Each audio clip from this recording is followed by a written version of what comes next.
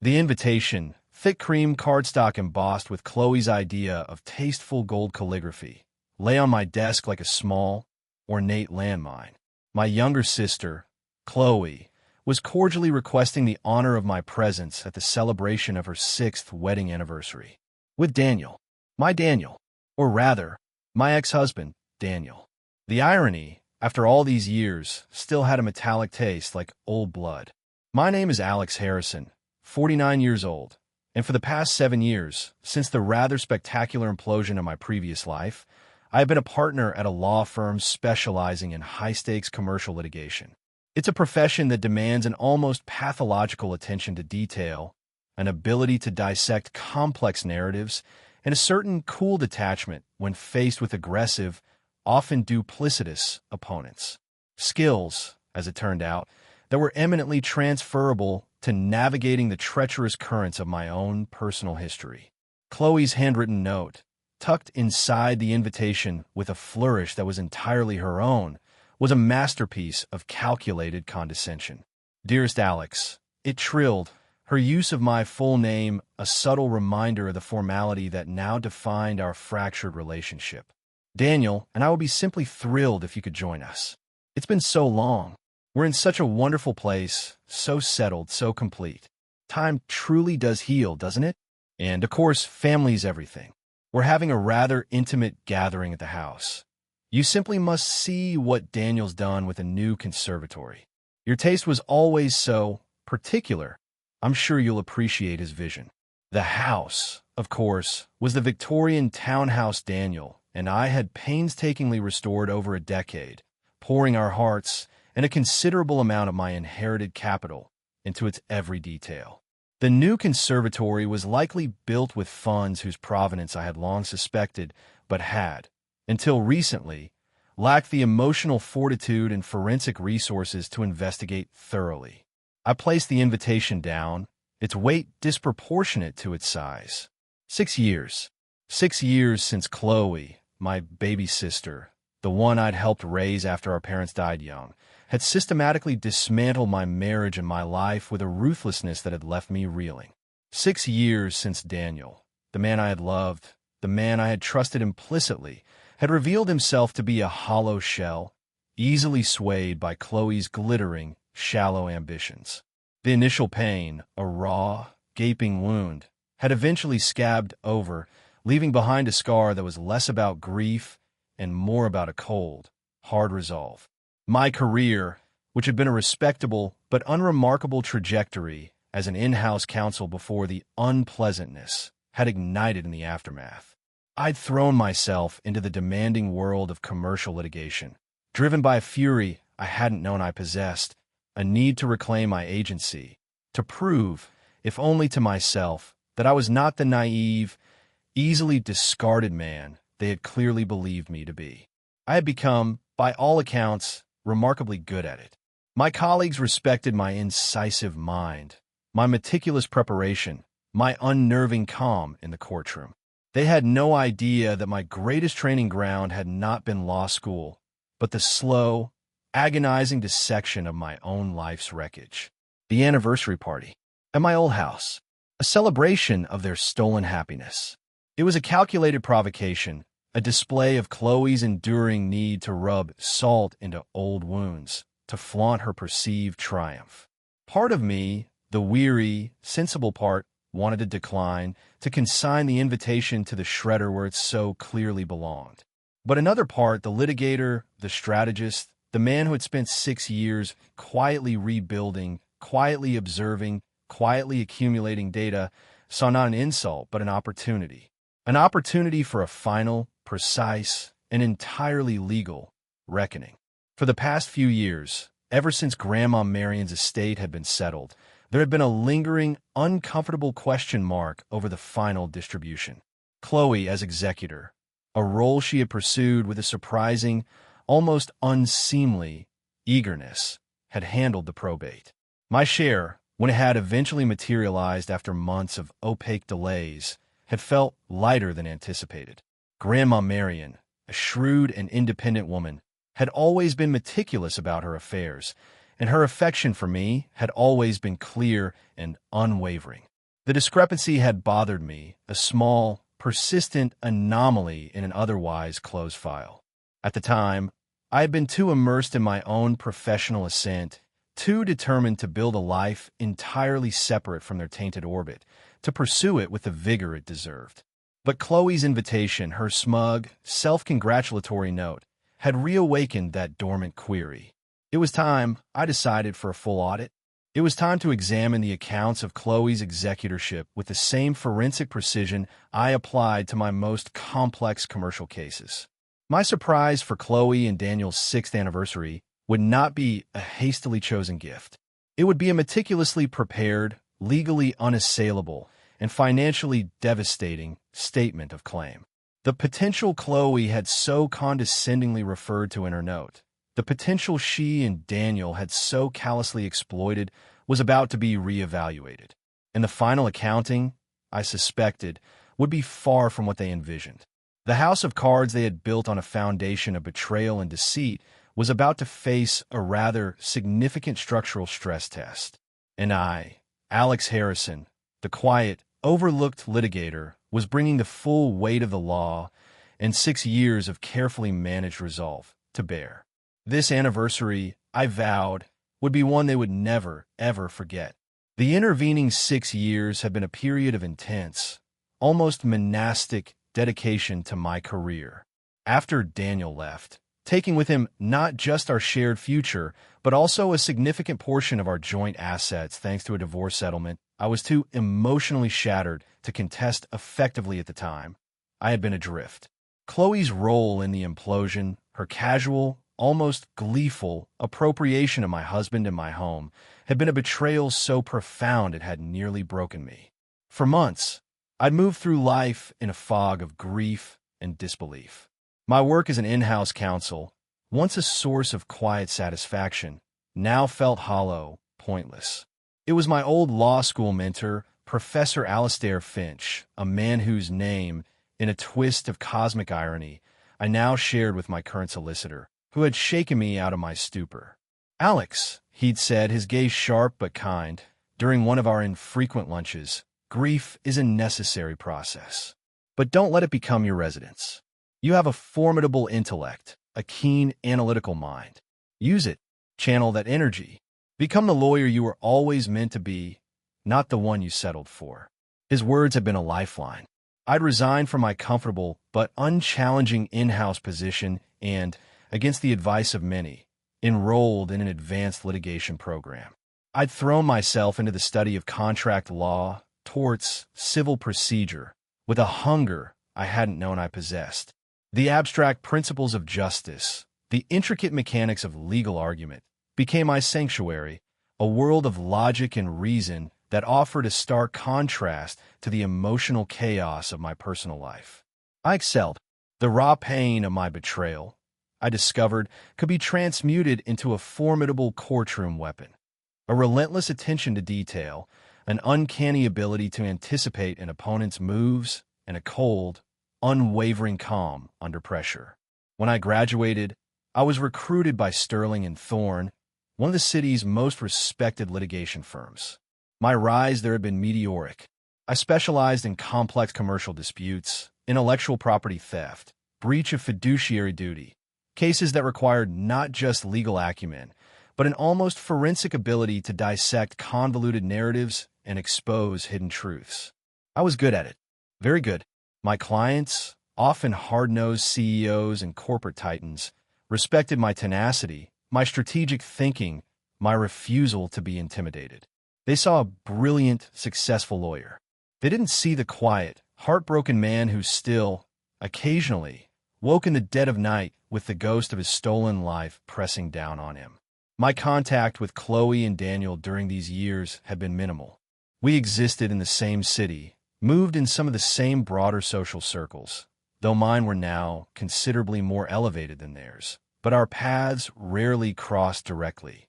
When they did, at obligatory family functions or charity events our respective firms sponsored, the encounters were brief, polite, and freighted with unspoken history.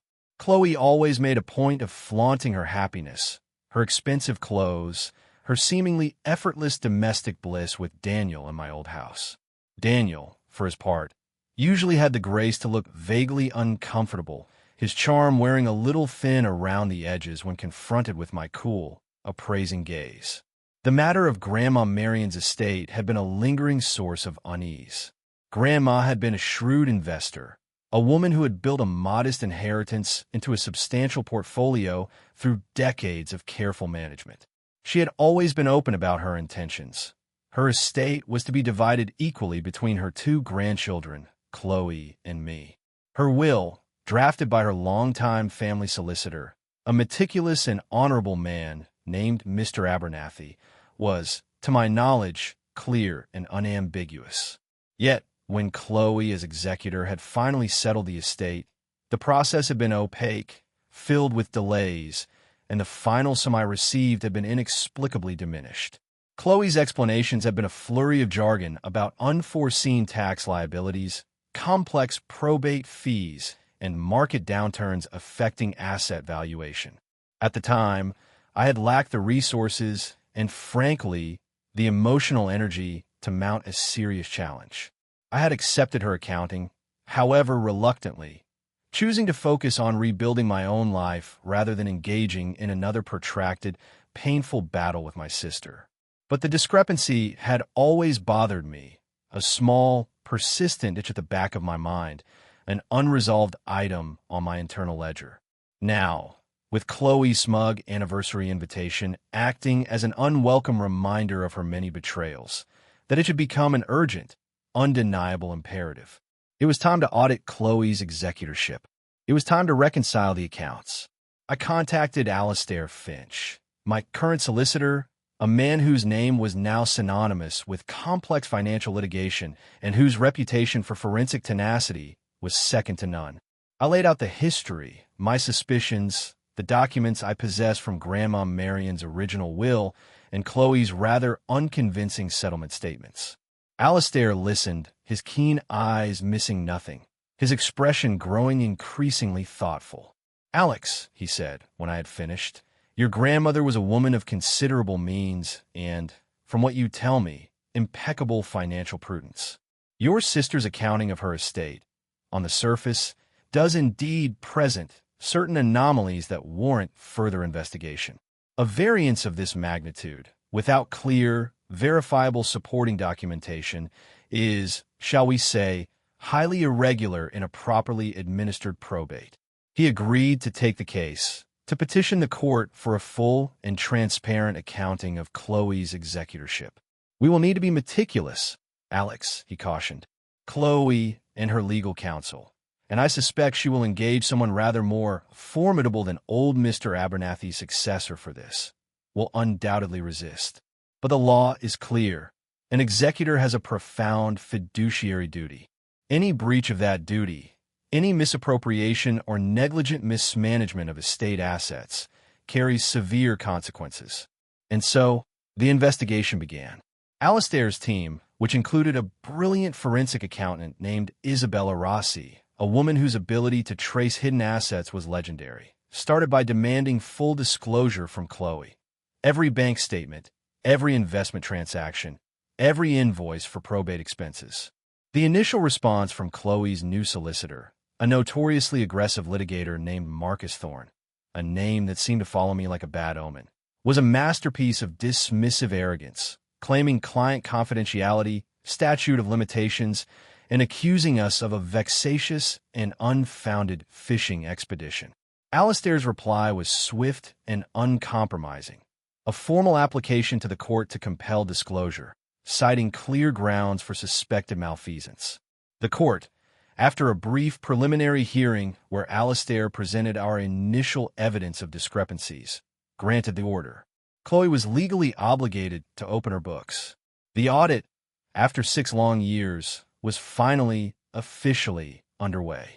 And I had a distinct feeling that the accounts of her 6-year anniversary were about to look very, very different.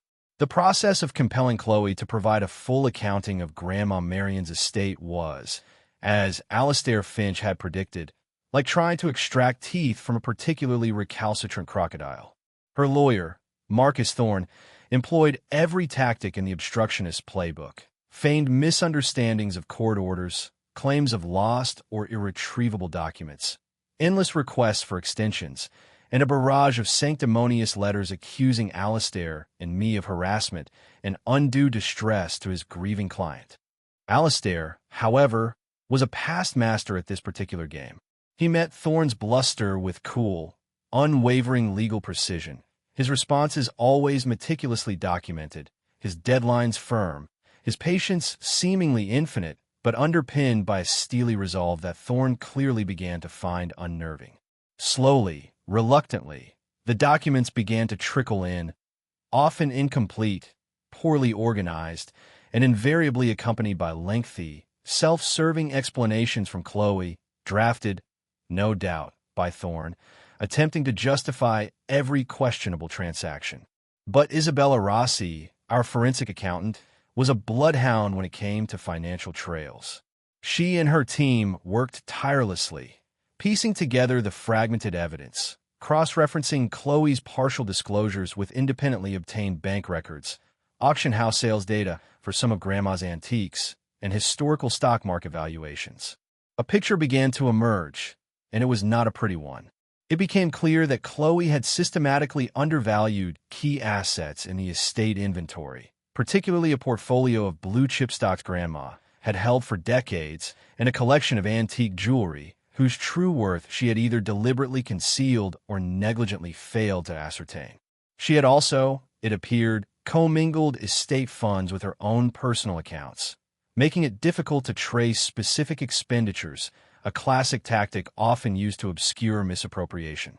And the probate expenses she had claimed were, to put it mildly, creatively inflated, including substantial payments to a series of vaguely defined consultants and advisors whose services seemed to have little to do with the actual administration of an estate and a great deal to do with funding Chloe's increasingly lavish lifestyle in the years immediately following Grandma's passing. One particularly egregious item was a 5-figure sum paid to a feng shui and lifestyle harmonization consultant for services allegedly rendered in optimizing the energetic alignment of the deceased's primary residence prior to its sale. Grandma Marion, a woman whose belief in energetic alignment extended no further than ensuring her teapot was always properly warmed, would have been apoplectic. While Alastair and Isabella were meticulously disassembling Chloe's financial house of cards, I focused on my own preparations for the anniversary party. It was still 3 weeks away, but I wanted every detail to be perfect, or rather, perfectly calibrated for maximum impact. My gift, the silver picture frame, was chosen with deliberate irony. It was elegant, understated, and contained, not a photograph, but a small, discreetly placed business card for Alastair Finch, solicitors at law, with a handwritten note on the back, for all your future celebratory and/or litigatory needs. A subtle, private joke for myself, a small piece of gallows humor in this otherwise grim undertaking. I also did some quiet research into Daniel's current financial situation. His architectural firm, Ashton and Hayes, while still operational, had lost several key contracts in recent years. His reputation, once stellar, had been undeniably tarnished by the public nature of our divorce and his affair with Chloe, who had been his junior employee at the time. Whispers of unprofessionalism and poor judgment tend to linger in the tight-knit world of high-end architecture.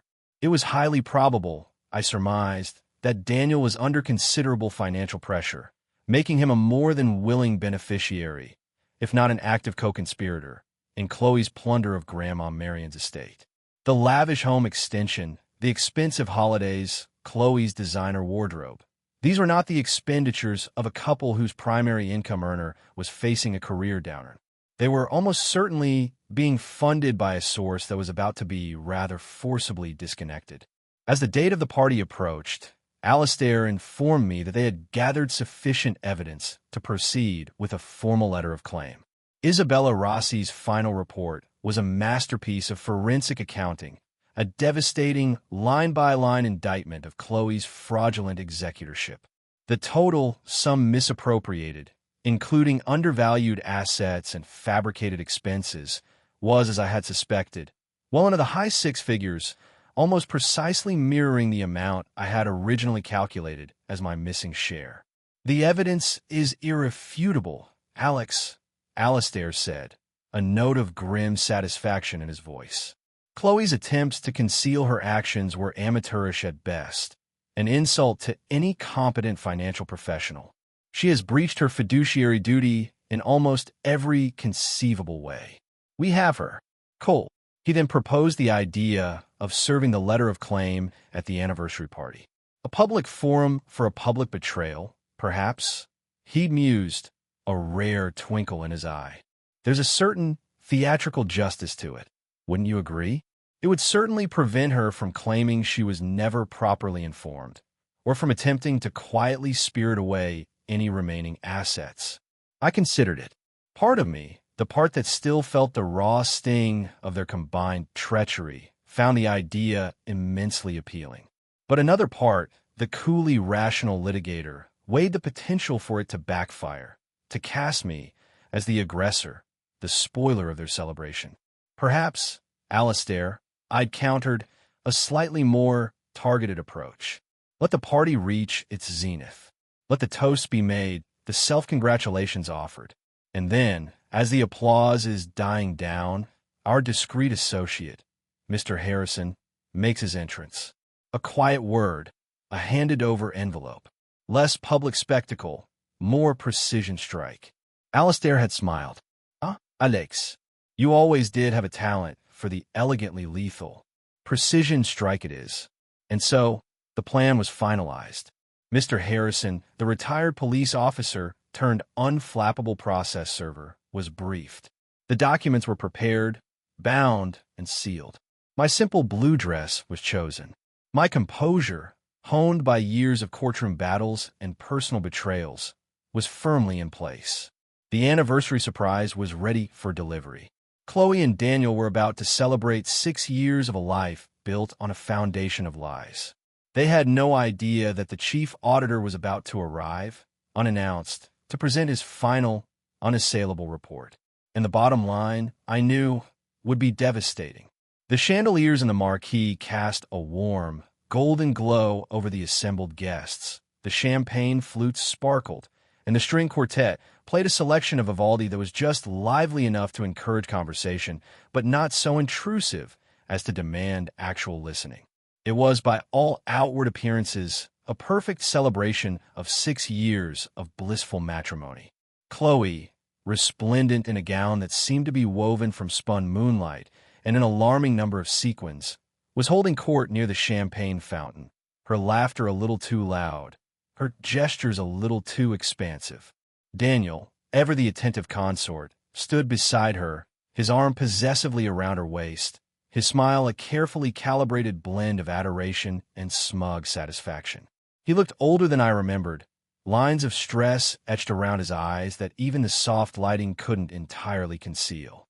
The cost of maintaining Chloe's ambitions, I suspected, was beginning to take its toll, even with the illicit subsidy from Grandma Marion's estate.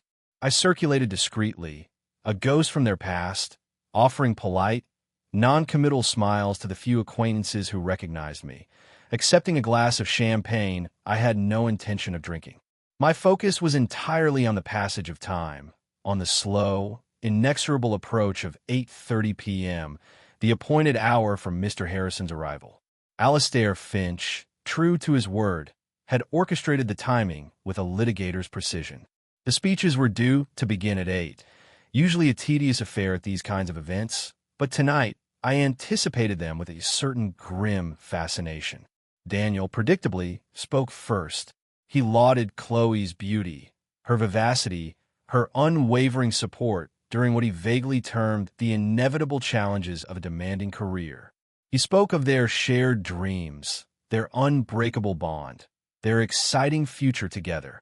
It was a performance worthy of a matinee idol, filled with all the right sentiments, delivered with all the practiced charm that had once so completely captivated me, and had then so callously ensnared my sister. Chloe, when it was her turn, was even more effusive. She spoke of Daniel's brilliance, his devotion, the sanctuary of their beautiful home. My beautiful home, I mentally corrected. She thanked their wonderful friends and family for sharing in their joy, her gaze sweeping over the crowd, lingering for a fraction of a second too long on me, a tiny, almost imperceptible flicker of triumph in her eyes. It was a look that said, "See, I won. I have it all. And you, dear brother, have nothing." Little did she know, as the applause for Chloe's heartfelt, if entirely disingenuous, speech began to subside, I saw Mr. Harrison enter the marquee. He was, as Alastair had promised, the epitome of discreet professionalism, his gray suit blending seamlessly with the background, his movements calm and purposeful. He navigated the tables with practiced ease, his eyes fixed on Chloe. He reached her side just as Daniel was raising his glass for the final toast of the evening. "To Chloe," Daniel declared, his voice ringing with false sincerity. "My beautiful wife, my inspiration, the love of my life. 6 glorious years, and a lifetime more to come. Cheers!" The chorus echoed through the marquee. And in that precise moment, as champagne flutes clinked and smiles, some genuine, some less so, were exchanged, Mr. Harrison stepped forward. "Miss Chloe Ashton, formerly Chloe Harrison?" he inquired, his voice polite but carrying an unmistakable note of authority that cut through the celebratory buzz. Chloe turned, her smile faltering, a look of mild annoyance at the interruption quickly replaced by a flicker of apprehension as she took in Mr. Harrison's sober attire and serious demeanor. "Yes," she replied, her voice a little too high. "I have a legal document for your attention, madam," Mr. Harrison stated, extending a thick, official-looking envelope towards her. The envelope, I knew, contained Alastair Finch's devastating letter of claim, along with Isabella Rossi's meticulously compiled forensic accounting report, complete with its damning charts and unassailable paper trail. The string quartet, sensing a dramatic shift in the proceedings, trailed off into a confused, discordant silence. Every head in the marquee turned. A hush fell over the crowd, a sudden, palpable stilling of the celebratory atmosphere. Chloe stared at the envelope as if it were an unexploded bomb. Daniel looked from Chloe to Mr. Harrison, then his eyes widening with a dawning, horrified comprehension. To me, I met his gaze coolly, my expression unreadable, though inside, a cold, precise satisfaction was beginning to unspool. A legal document?" Chloe stammered, her hand trembling slightly as she reached for the envelope. What is this? Is this some kind of awful joke, Alex? Did you put him up to this?" Her voice rose, a note of hysteria creeping in. "I assure you, madam, this is no joke," Mr. Harrison replied, his tone still impeccably professional, though I thought I detected a faint, almost imperceptible glint of something akin to amusement in his eyes. "You have been formally served with a letter of claim regarding your executorship of the estate of the late Marion Harrison. I would strongly advise you to peruse its contents with due diligence, and perhaps in consultation with your own legal counsel." And with that, Mr. Harrison gave a small, almost imperceptible nod in my direction, turned on his heel, and melted back into the shadows of the marquee, his mission accomplished with a quiet, devastating efficiency. Chloe tore open the envelope, her movements jerky, her breath coming in short, sharp gasps. Daniel leaned over her shoulder, his face ashen, his eyes scanning the first page of Alastair's precise, uncompromising prose. I watched them, a detached observer of my own carefully orchestrated denouement. The color drained from Chloe's face as she read, her eyes widening in disbelief, then stark terror as the phrases breach of fiduciary trust, systematic misappropriation of assets, fraudulent accounting, and demand for immediate and full restitution of all unlawfully obtained funds, plus compound interest and legal costs, leaped out at her from the page. The sequin gown, which had glittered so brightly moments before, now seemed to mock her, its shallow brilliance a stark contrast to the grim, unassailable reality of the document she held in her trembling hand. Her carefully constructed world, built on a foundation of lies, deceit, and stolen inheritance was visibly and irrevocably crumbling around her. The party, so ostentatiously celebrating their stolen happiness, was well and truly over. The surprise, I thought, had been delivered with impeccable timing, and the anniversary gift I had brought them, the one they were about to truly unwrap, was the gift of accountability. A gift, I suspected, they would find considerably less palatable than champagne and Vivaldi. The implosion was as swift as it was spectacular. Chloe, upon absorbing the initial paragraphs of Alastair Finch's meticulously crafted letter of claim, let out a sound that was less a word and more a strangled cry of pure, unadulterated panic. The legal document fluttered from her nerveless fingers, landing with a soft thud on the Persian rug at her feet, its stark white pages a stark contrast to the opulent surroundings. Daniel, his face a ghastly shade of gray, snatched it up, his eyes devouring the damning accusations, the cold, hard figures of Isabella Rossi's forensic report. His architect's precision, usually applied to blueprints and structural calculations, was now, I imagined, being ruthlessly applied to the sudden, catastrophic demolition of his financial future. The guests, 100 pairs of eyes, were transfixed, a silent, avid audience to this unscripted, high-stakes drama. The air in the marquee crackled with unspoken questions, with the delicious, illicit thrill of witnessing a public downfall. Whispers began to ripple through the crowd, like wind through dry leaves. "What is it? Did you see her face? Legal papers? An anniversary party?" Chloe, her carefully constructed composure shattered, turned on Daniel, her voice a raw, ragged shriek. "This is your fault," she screamed, her perfectly manicured finger jabbing accusingly at his chest.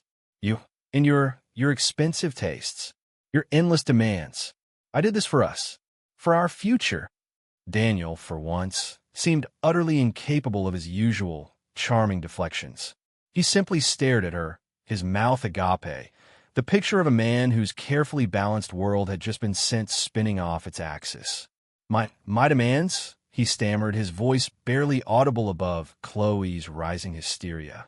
"You're the one who insisted on the Italian marble, the bespoke kitchen, the bloody string quartet."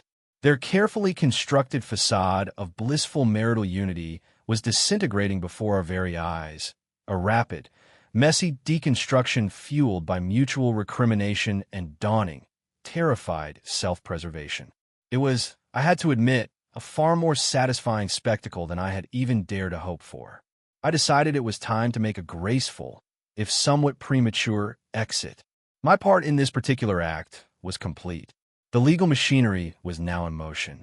The consequences, both financial and social, would unfold in their own good time. I placed my untouched champagne flute on a nearby table, offered a polite, almost imperceptible nod to a few bewildered acquaintances, and began to weave my way through the stunned, silent crowd towards the exit of the marquee. As I passed the main table, I caught the eye of Chloe's father, a decent, if somewhat ineffectual, man who had always been vaguely intimidated by his ambitious daughter and her high-flying ex-husband. He looked utterly devastated, his face a mask of confusion and dawning shame. Our mother, had she been alive, would have been heartbroken by Chloe's avarice and deceit. It was a legacy betrayed, a trust violated in the most egregious way. I felt a pang of something akin to pity for him, a man caught in the crossfire of his daughter's insatiable greed. But my primary emotion, as I stepped out into the cool night air, was one of quiet, profound, and entirely justified vindication. The scales, after 6 long years, had finally, decisively been balanced.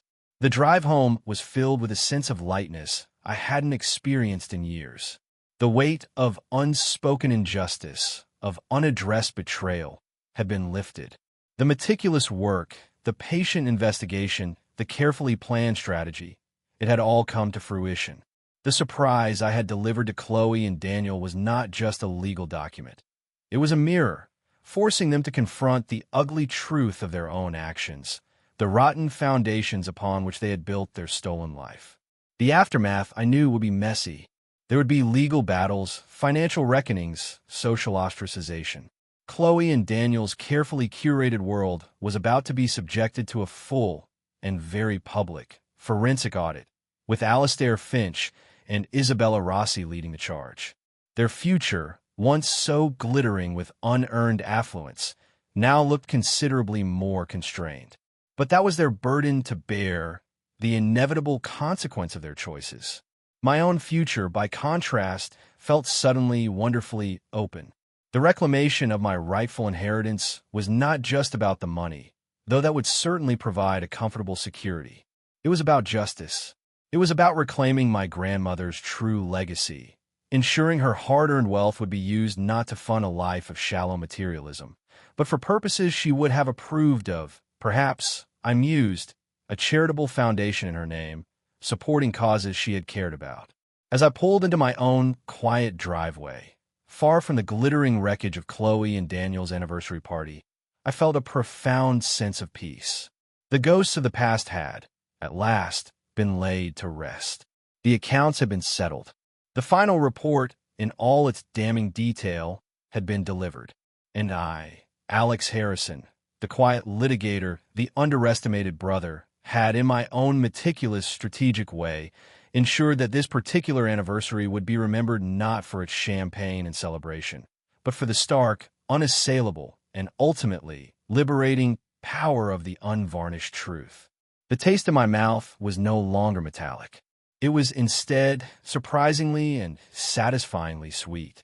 The weeks following Chloe and Daniel's ill-fated anniversary party were, for them, a relentless cascade of legal and financial humiliations.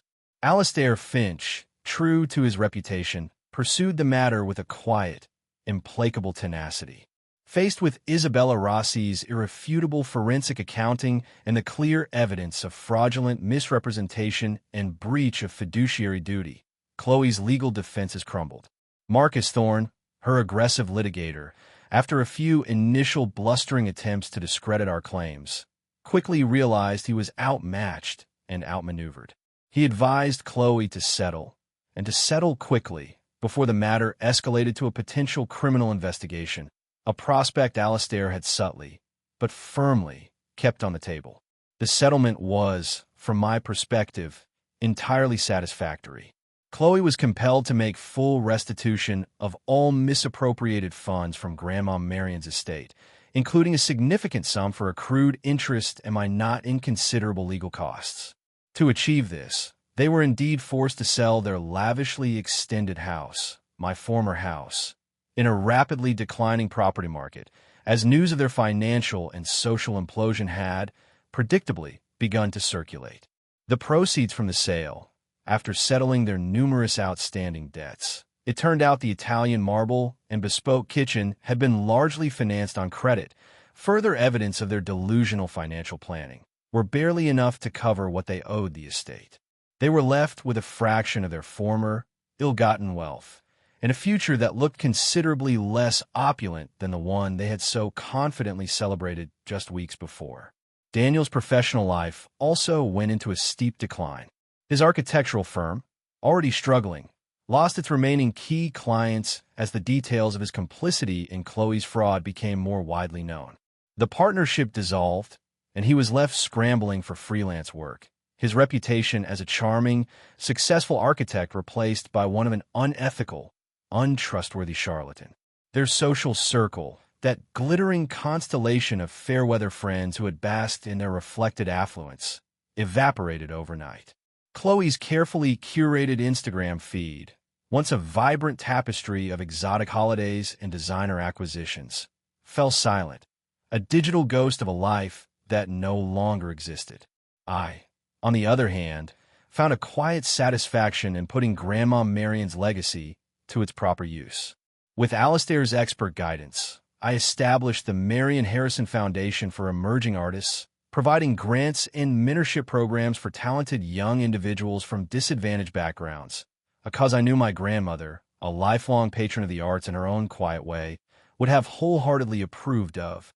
It felt like a cleansing, a way to transform the ugliness of Chloe's greed into something positive, something enduring. My own life, free from the lingering shadow of their betrayal, continued to flourish. My law practice thrived. My reputation as a formidable litigator solidified. My relationship with Richard, the history professor, deepened into a loving, stable partnership, a quiet haven of mutual respect and intellectual companionship.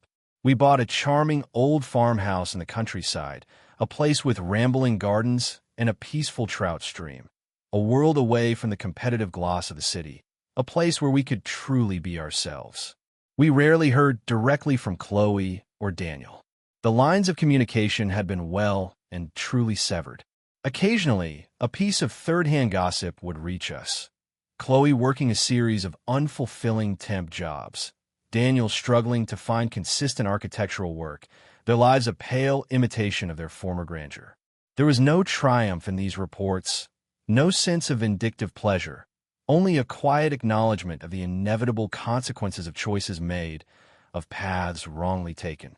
One crisp autumn afternoon, about a year after the settlement, I was at the farmhouse, sorting through some of Grandma Marion's old papers that Alistair had passed on to me, items deemed of no monetary value by Chloe during her executorship, but which held immense sentimental worth for me.